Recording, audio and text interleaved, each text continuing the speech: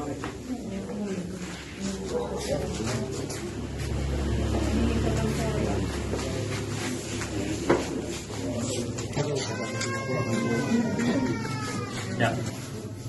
Mas Arnas mungkin bisa membuka dulu.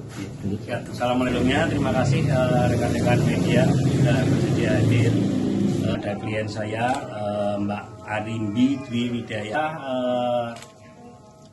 mantan istri dari orang yang berinisial Y yang kemarin penyekapan dan terkait perilaku.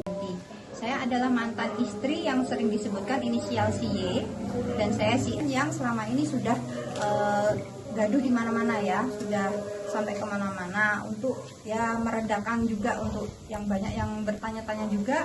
Saya akan jelaskan di sini untuk sedetail-detailnya. Untuk yang pertama, saya yang disebutkan berinisial A. Saya dulu mantan istrinya si Y, dan si Y itu cemburu kepada atas nama si D. Saya dituduh berselingkuh dengan atas nama si D. Nah, untuk melampiaskan kecemburuannya itu, saya dan si D disekap selama 3 hari. Disekap di tempat yang berbeda. Selama disekap itu, si D ditanya terus, disuruh mengaku. Kalau tidak mengaku, dia juga mungkin dilakukan pemaksaan ya, intimidasi segala macam. Akhirnya suatu saat setelah 3 hari, si D berhasil kabur. Di saat si D berhasil kabur, si Y otomatis belum terlampiaskan emosi ya, rasa cemburunya belum terlampiaskan. Dia menyuruh saya melakukan membuat laporan di kepolisian untuk membantu menangkap si D kembali agar terlampiaskan rasa cemburunya. Saya disuruh mengaku di kepolisian atas dugaan saya diperkosa. Dan untuk anak saya Kenji juga dilakukan pelecehan seksual oleh atas nama si D. Nah, kalau saya tidak mau melakukan laporan palsu itu, saya di dalam rumah disekap dan dipukulin dan segala macam. Dia melakukan KDRT terhadap saya. Akhirnya dengan berat hati yang tidak sesuai dengan kejadian sebenarnya, saya datang ke Polres bersama si Y untuk melaporkan si D. Di saat itu saya membuat laporan bahwa saya diperkosa dan anak saya juga ada tindakan pelecehan seksual oleh si D. Setelah itu pihak kepolisian mulai melakukan proses sebagaimana prosedur untuk laporan saya. Di saat suatu ketika si Y lengah, saya sempat bisa ada kesempatan untuk memberitahu di pihak kepolisian bahwa laporan ini semua adalah laporan palsu. Jadi saya dipaksa untuk membuat laporan palsu, saya diintimidasi karena si Y ini melakukannya untuk menangkap si D supaya dapat masuk ditahan dan dia terlampiaskan rasa cemburunya terhadap si D. Seperti itu. Mbak Arimbi, Ya. untuk penegasan artinya kasus pemerkosaan itu sama sekali tidak ada terjadi. Jadi saya dipaksa untuk memberikan laporan palsu di kepolisian, sedangkan saya sendiri tidak pernah terjadi sesuatu terhadap saya dan anak saya. Seperti itu.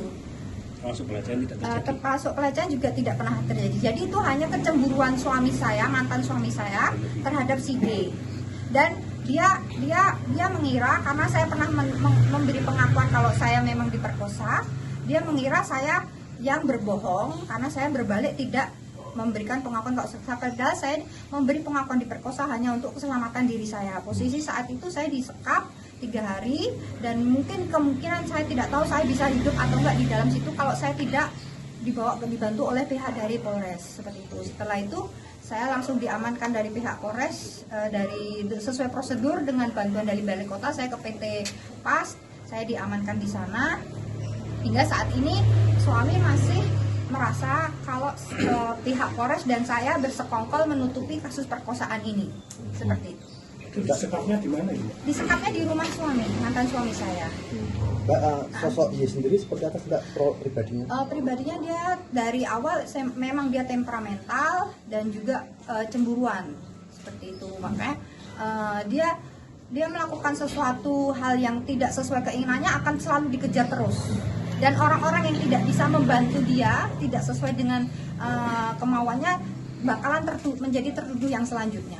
Apakah pernah melakukan tindakan kekerasan?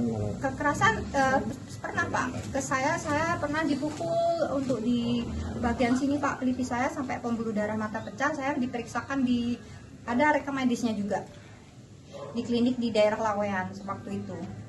Dan mungkin ada pertanyaan lagi? Dan itu juga dilaporkan secara resmi ya KDRT? Untuk KDRT saya laporan resmi, tapi setelah polisi melakukan tugasnya, tahap-tahap pembuktian tidak ada, saya divisum segala macam, tidak terbukti. Kenji anak saya juga tidak terbukti adanya seperti itu.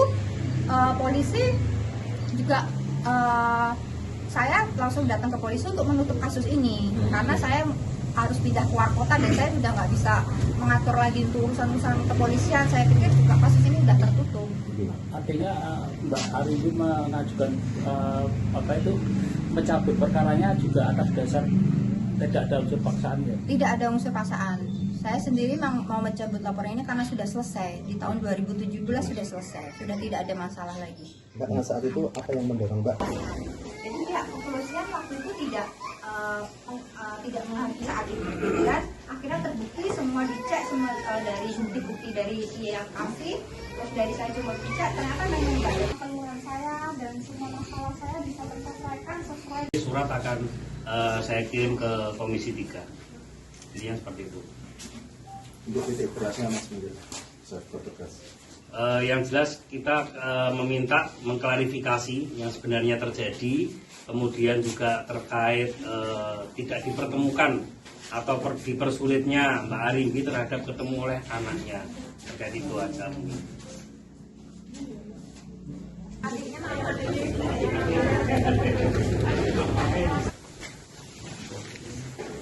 Terima kasih rekan-rekan media.